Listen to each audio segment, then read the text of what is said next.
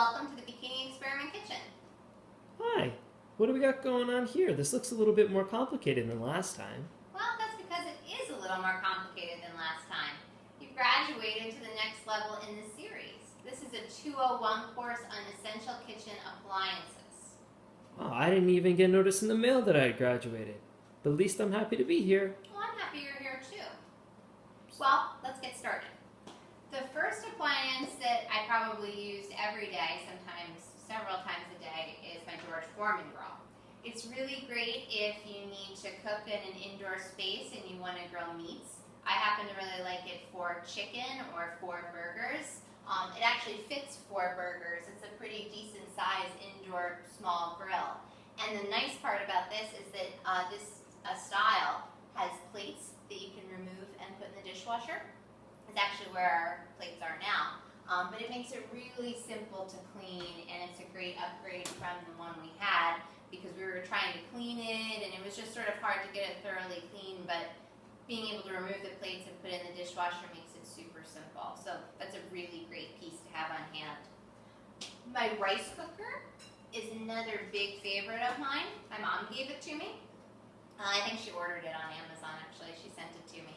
And it's really easy because you just measure out water, you measure out rice, you flip the switch, see it in front, and it just cooks until it's done, and when it's done it automatically switches to warm, and then it's just warm and it's ready for you. It's great if you want to run out and run errands, or if you're just doing things at home to start dinner. It just makes it so much more simple. I never found that cooking on the rice on the stovetop went all that well for me. It's sort of hard to time it well so that it doesn't stick to the bottom. So this is a great solution. You don't need to watch anything, and it just removes for easy cleaning. If you haven't noticed, I'm a big fan of easy cleaning. So that is another piece I really, really like. And we probably use it, I say at least a couple of times a week, because we'll normally have rice, oftentimes at dinner. The crock pot is another piece I really like, and I'm sort of starting to use it again now that the temperatures are starting to drop a little. We're starting to feel more of that cooler fall weather.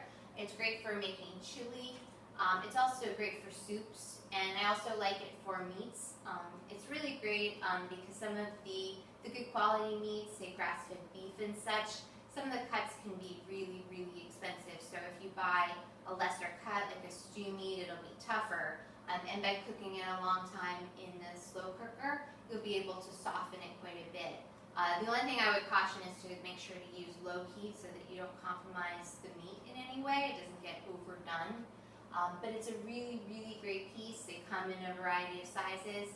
It's just not nice that we find that the smaller size is plenty big enough. But another piece I use every day, Scott does too, is the Magic Bullet.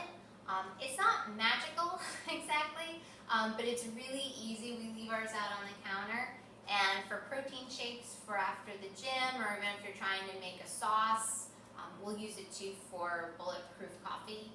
If you're familiar with that, it's a mix of coconut oil and butter, so we'll use it for that purpose as well. But these are really nice because it comes with all different size cups, and the cups all have lids. There's just a really simple blending device, and you just put the cup down. It's really great to have on hand, and it is something we use every day. There's a new one out called the NutriBullet we have our eye on. It's a little bit of an upgrade. It's a little more expensive, but I think it might be worth it. Especially pieces you use every day, they tend to get a lot of wear and tear. For times where the bullet just isn't quite enough, we do have a blender. And I do think a blender is essential to have. We use it to make ice cream and yogurt, which I'll talk about in a minute, but it's also frequently needed for recipes, especially when you're baking. Sometimes you'll use a blender to mix the batter. It's just really important to have one on hand, but we just have a basic one. It's very simple. I mean, there's a million different blenders out there. There's really expensive ones. We find that the simple one does the trick if you're trying to watch your costs. Another blending piece I have is an Immersion blender. And I love this because it comes with two attachments. I think this one's this is Hamilton Beach. And it comes with a little whisk attachment and then the regular attachment. And this is my favorite go-to for protein pancakes. I've used it to make breakfast frittatas. It's good for all different kinds of mixing. It's just really simple, and you just plug this in and you can go. So that's a really nice one. It's a good piece to have. Another piece I use for cooking is my mini food processor. It's called, or you could refer to it as a chopper. And I love it for chopping onions, garlic, shallots, really different pieces you use for cooking, especially for soups. A lot of times recipes will call for a lot of onion or a lot of things that need to be diced. And this is really great just to kind of cut back on time. It also removes really easily, so it can be cleaned. So you just put your vegetables or whatever you're looking to chop in here, and you just spins, and there you have it. Another fun, well, one of our fun pieces, I guess you could say, we have an ice cream maker, and we don't get to use it as often as we'd like. It takes a little more time, but it makes really great desserts. Scott has a great recipe for he calls it his bulletproof ice cream, but it's really great because we often make a non-dairy ice cream. That's the bulletproof one I just referred to. You can make your own kind of frozen yogurt, and it's just a really healthy way to have a dessert. It's also a lot of fun when you have people over. It just kind of makes for a fun part of a dinner party if you're having some friends over. And lastly, we have our yogurt maker. This is actually from my mom too. She gave it to Scott last Christmas, and she never thought that it would ever get used. But we use it fairly frequently. We like to make yogurt. The version of yogurt we like to make is non-dairy, so it takes a little time, so we don't get to make it as often as we would like. Basically, this is kind of like an incubator, a little oven for the yogurt, and little jars that came with it. They're not pure, but there's little jars that go in, and we just kind of keep the yogurt in there.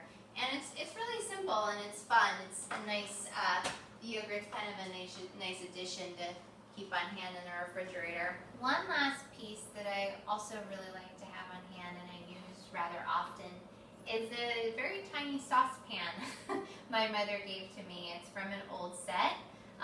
We're trying to get away from using the microwave very often. There's just more and more studies about how it's really not a great practice. It just really can compromise your food quite a bit.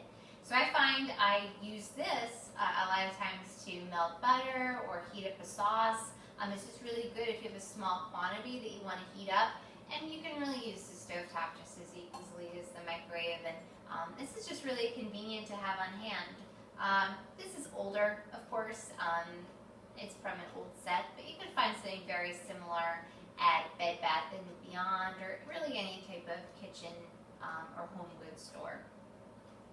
So there you have it. That's just a little overview of the appliances that I use on a frequent basis, some of them daily. And I just wanted to give you a little snapshot of that.